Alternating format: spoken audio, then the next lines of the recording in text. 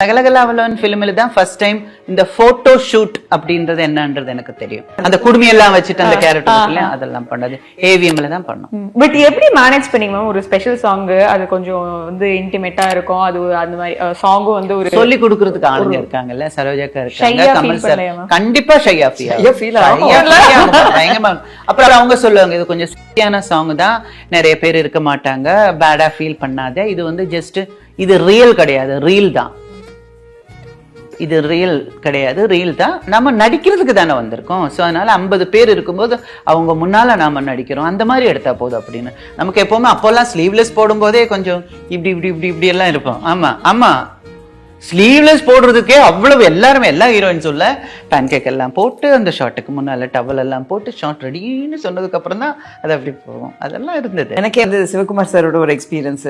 தி legend Saravanan நடிக்கும் leader உலகமெங்கும் உங்கள் அபிமான திரையரங்குகளில் ஏப்ரல் 3 முதல்.